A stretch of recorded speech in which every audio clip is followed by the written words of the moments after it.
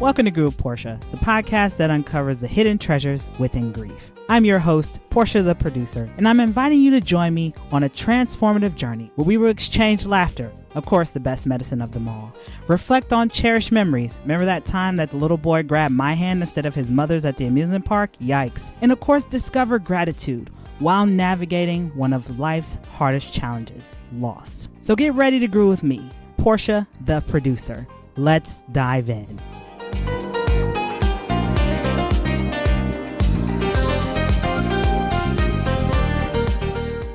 Hello, everybody. Welcome back to Groove with Portia. I am your host, Portia Booker. It has been since 2023 since I have done an interview on the show. Before we dive into the topic today and before I introduce our guests, don't forget to like, share, and subscribe to keep up with the latest and greatest of all with Groove with Portia. So today I have the honor of having Mr. Matt Rogers, who is an amazing award-winning country artist and songwriter. So welcome, Matt, to Groove with Portia. How are you today? So great to be here. Thank you, Portia, for having me. Matt, what an honor. And also the fact that this topic that we're going to touch on, suicide, and also within our military community and your new song, Camouflage, is so relevant considering that we're slowly leaving from Mental Health Month. But also this is something that I think is continue to be under the rug and under the radar that needs more conversations and more movements around it. So, Matt, really quick, I always love to start off my conversations with gratitude. What are you grateful for today? Grateful to have woken up again this morning. Life is pretty hectic, and something I've tried to do recently is just try to prioritize things with my time. So, there's things that we have that are frustrations that are problems every day, but I try to put things in perspective and keep perspective on things, which is like, how big is this problem going to be in a week or a month or a year? And, typically if it's not going to be a problem in that determined amount of time, then it's not really a problem. So that's really been something to help me keep perspective, and it's made me a whole lot more of a pleasant person. Matt, I agree with that because I think sometimes we get so caught up in the problem itself, right? Where we don't see the blessing in what that problem is really doing for us. It's forcing us to stop and reevaluate what's really important in our life, right? Like when I think about your new song that's coming out, Camouflage, I think about number one, the amount of people in our world who continue to wear the camouflage and pretend as though everything's okay, that they have to be the hero all the time in a world that so-called praises vulnerability, but also criticizes it simultaneously. And so, Matt, I know you co-wrote this song with an Army veteran, and also it's in honor of one of your dear friends, Sergeant Major, who had completed a suicide a year before. So I'm curious, Matt, with the song that you just wrote, I'm curious about the inspiration behind the name and also maybe the camouflage that you had with your own grief with writing this song. Yeah, 100%. The guy that I wrote this with was my long-term guitar player, Nick Reed. He's a U.S. Army combat vet, and they lost some guys killed in action on his last deployment, and he's lost a lot of friends the same way, to suicide after the fact, after getting out. And it's something we talk about a lot, and we've worked with a lot of different organizations like Operation Song and Creative Vets and things like that, just trying to give back, but this was the first time that it really hit really close to me. And I knew Nick had gone through this same kind of tragedy, and he was on the road with me, obviously, when I got the news of this. So we stayed up late that night talking, and we kind of wrote the song out of therapy. We didn't really expect it to go anywhere or for it to ever be heard. It's funny how God works, but there's a bunch of different meanings in that title, Camouflage, if you dig for them. First and foremost, camouflage being the Army fatigues are what soldiers wear, but camouflage can also mean a lot of things, right? The covering up of things, just like you're talking about, masking feelings, masking vulnerability, masking emotions. There's a number of different meanings within the title of this song. and even how we pretend we can't see things. We're just pretending that they're camouflage, which is really the highlight of this song for me, is that there's this massive epidemic that's at the heart of our veteran community, that's not really getting the proper attention, I don't think. There's some statistics that'll blow you away. The one from the DoD, they say 22 veterans a day lose their life to suicide in this country. And that's almost a dismissive number because 22 doesn't sound that big. But in reality, if you count things like substance abuse and other problems, that number gets closer to 50 a day. The statistic that takes my breath away every time is to think about the whole 22 years that we were in the global war on terror in Iraq and Afghanistan. We lost 7,800 troops killed in action. Now, that's not to water down folks that paid the ultimate price for our country and serving our country and fighting for our freedom. But in that same amount of time, we've had over 120,000 veterans commit suicide. That is a massive disconnect. How are you having more people that are having that kind of struggle once they get back home and they're stateside than in actual combat? So that was where the frustration of the song even started. It's just like, man, obviously there's resources, or there's a missing connection there when these guys are coming home or getting out of the service, that's not allowing them to decompress and transition back into civilian life. So it was more out of frustration.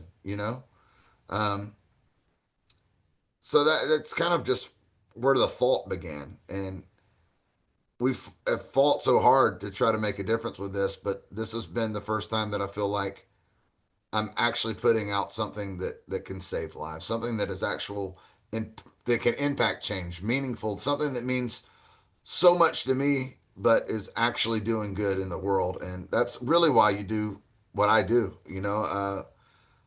I always, fame and fortune obviously would be nice if to be doing the music business. But what I've always wanted to do is to tell great stories and to leave something bigger than me behind. And I think this is certainly one of those milestones in that journey. The fame and fortune is coming, Matt. I'm sending you good vibes. It's coming. It is. And Well, Matt, I think it just makes my heart just sink hearing that number, 22 a day, right? But we're also not even counting all of their family members and friends who are impacted from the ripple of the suicides, right? And so the number is even greater than what the statistic or the sample size that responded to it is even covering. And I think, Matt, you really painted a cool picture just now about the word camouflage, right? That we see our soldiers, like my cousin is actually home from the military. He's been in 17 years, he's been in the Air Force. And we see the heroism, right? But it's almost as though we turn a blind eye to the other complications and the mental health piece that goes along with what they're seeing in combat, right? Depending on the orders that they have, depending on, if they have access to speaking to somebody when they need to, right? So I think about all of those things that are not brought to the forefront as we have these conversations. And Matt, I love the fact that you took a moment to highlight this epidemic that's not being talked about on a regular basis. So before we continue the conversation, Matt, let's let our audience take a listen to your new song, Camouflage, really quick on Group Portia. So we'll be right back in a second here. Thank you for your service, son, you're good to go. Sorry about your buddies that ain't coming home. It's a little late in life to be someone new. Bottle everything up, keep it deep inside. Devil dogs ain't never supposed to cry. And we'll all ignore the hero in the room and blame it on camouflage. All right, everybody. That was a sample of Matt's new song, Camouflage. You can definitely listen to it on all the major platforms. Definitely let it resonate and see how it really, dives into your own life and things of that nature. Matt, I love music. Me and I'm definitely a concert junkie. I go to probably shows multiple times a month. And one of the things I've always loved about music, and you talked about storytelling, I love songs that have that storytelling component. And when I took a moment to listen to your song Camouflage, some of your lyrics stuck out to me. This part in the chorus stuck out. Everybody knows soldiers aren't allowed to cry. We all ignore the hero in the room, blame it on the camouflage. I'm curious, Matt, when you were working on this song with Nick, right? What was it for you that really brought that powerful, if you want to call it, collective of words for you to you? What was it that came to you that brought that sentence together? It's kind of strange when you get that kind of news. You feel like it was processed so quickly. You have those 5 stages of grief kind of thing, but it's kind of like we felt all of them in the process of trying to write this song. And you get to that angry phase, right? And that's kind of what it was. The first step to solving a problem is admitting there's a problem. And there's lots of people that support the troops. There's lots of people. I mean, that's kind of how I feel like I was. I would kind of coast through. Okay, yeah, I can go do this event and help here. I can go do this and do that. But it was the first time where I felt a real call to action, where I was like, man, I have to get into the fight. We have to start making a change here. We have to figure out what this is stemming from and why this is such an epidemic. And that's kind of what that line means. You see them and you hear that a lot. The thank you for your service, thank you for this, thank you for that. But those are empty words sometimes. You know what I mean? So we're all ignore the hero in the room when they're soon as they become a problem or soon as they really need something. It's like those empty words don't carry any weight anymore. And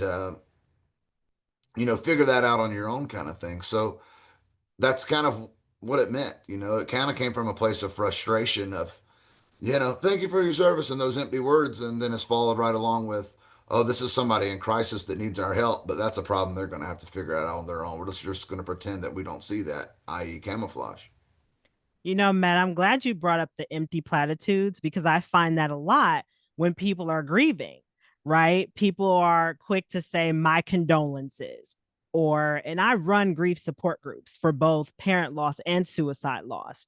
And I always ask my participants, what have been some of the platitudes you've heard? And I remember one of my parents said to me, Portia, I couldn't hear anymore somebody else telling me I have no words for the loss of your kid. And I said, wow, I never even thought that for some people, that can be just a trigger if so many people have already said that, you know? And in Right. my eyes, 100%. I have a problem with people saying, I'm sorry for your loss. Because in my eyes, as someone who has lost both their parents, when people have said that to me, it's like, you're not the one who did something. Right. And so for me, to your point, the platitudes of thank you for your service or, I appreciate what you're doing. You're keeping me safe. It's like we're turning a blind eye on the fact that this person, this soldier, is more than just that. It's more than them just wearing a uniform and keeping us safe. They have a fracture within them from their experiences. Yeah, I mean that's you nailed it. You nailed exactly what I think goes on, and there's so much weight that is carried there. So the empty words, um, they just I guess they're nice. It's a Mm-hmm. nice thing to say, and you may really, but just going back to your point, sorry for your loss. After you hear that X amount of times, it's almost you're callous to it. It might as well be sandpaper rubbing against your skin. It's just but that's just the niceties. That's just the thing to say, right? Mm-hmm. Um, It's the cover up. It's here's the band-aid because I really don't know what to say. At the same time, I don't want to make you sad. At the same time, I kind of because I've never really dealt with my own emotions of grief or any of these other things, I'm too afraid to really say what I want to say. And I told people just be brutally honest with me. Just say that sucks or that's like watered down pop on pills. Like just tell me something other than I'm sorry for your loss or my condolences and all the things. Right. And Matt, I'm curious, when you hear this song, I mean, because you're an artist, when you hear this song and you think of your friend, how does this affect you? Because I mean, this is a piece of your heart that you have poured out into music, into a story. How does that affect you? And does that help you to work with your grief and integrate it also? Yeah, it was a little overwhelming the first few times I tried to play it live, to be honest. Even in the studio, the first time we were starting to track it, I kind of had a moment there, and I feel it because I feel a lot of different emotions. Playing the song, hearing the song when we were recording it, the whole thing, and it's like you feel the weight of it, right? It's very heavy content to be trying to come across, and not only do you feel for you know the people that you're close to, and for instance, my friend, so many of my closest friends and my family are currently serving are veterans, and so many of them have had struggles and have had to go talk to somebody. So I feel not only the specific instance when I play this song and when I hear this song, I feel the weight of all of that. And even the ones that I don't know, and just how massive of a problem this is. And you feel a little bit happy in the fact that maybe this is raising awareness and maybe this is going to be a conversation starter. But then you think about all the loss that was too soon, you know. So I really have to focus on task at hand, even performing the song live, because I can get lost in the moment of how heavy it really is.